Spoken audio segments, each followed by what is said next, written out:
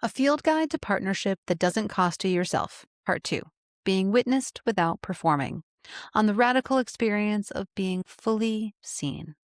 This essay is part 2 of Receiving Love, a field guide to partnership that doesn't cost you yourself, a series exploring what love actually feels like from the inside when it's real. Not the preparation for love, not the longing for it, but the lived, daily, sometimes disorienting experience of being inside it. In part 1, I opened with what I left out of my previous series on calling in a divine counterpart, that coherence in love requires two people, and specifically two people who are both willing to let the other remain whole.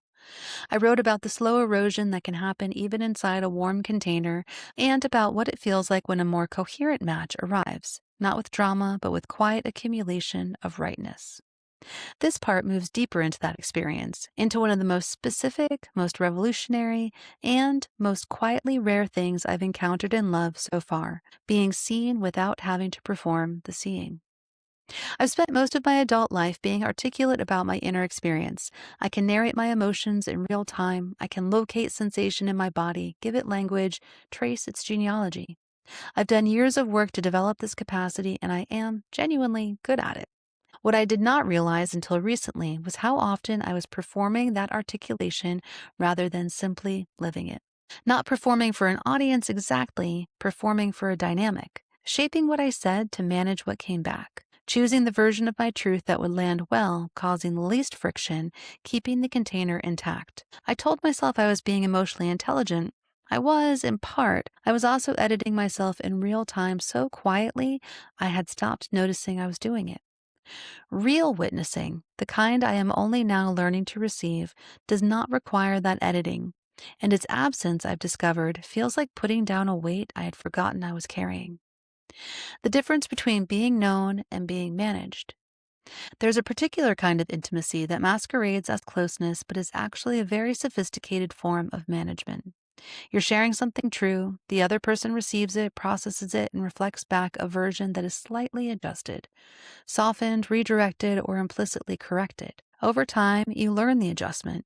You begin to pre-edit. You lead with the version that requires the least management. And eventually, without deciding to, you stop bringing the full thing at all. This is not always malicious. Sometimes it's just misalignment. Two people who love each other but whose inner worlds don't quite speak the same language. But the effect, accumulated over months or years, is a slow narrowing of self. You become the version of yourself that fits. I know this pattern intimately. I've lived it more than once. And the thing about it is that it can coexist with genuine warmth, with care, with attraction, with real moments of connection. The narrowing can happen inside a container that otherwise holds. This is why it's so difficult to name, and why the contrast, when it finally arrives, is so disorienting. What witnessing actually feels like. The first time I realized I was being witnessed, genuinely witnessed, without the subtle management, I didn't recognize it immediately as something good. It felt exposed, slightly unsafe in the way that wide open spaces can feel unsafe if you've spent a long time in a narrow room. I said something unpolished, something that wasn't yet a full thought, something I would normally have held back until I could shape it into something more presentable. And the response was not a correction or a redirect. It was curiosity. Tell me more. I didn't know what to do with that. Real witnessing receives what is actually there, not what it wishes were there. It doesn't require you to arrive with your conclusions already drawn. It is interested in the process, not just the product. It can hold your ambivalence, your contradictions, your half-formed knowing without rushing you toward resolution. And this is the part I couldn't have articulated before living it. It extends to your whole world, not just your interior life, but your exterior one. Your friendships, your creative work, your history, the people who have loved you well and long. A partner who witnesses you fully is not threatened by the fullness of your life. They're interested in it.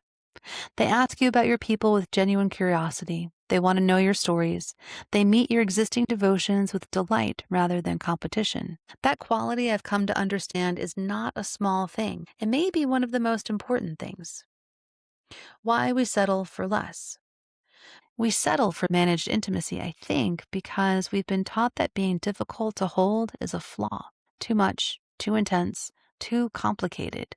These are messages many of us received early, and they taught us to pre-edit to arrive already reduced, already suitable, already requiring less than we actually do.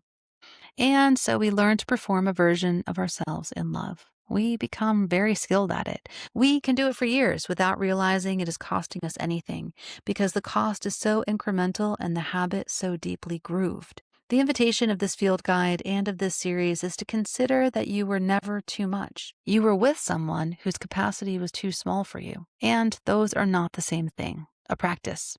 Notice this week where you pre-edit before speaking to the person you love. Not the big edits, the small ones.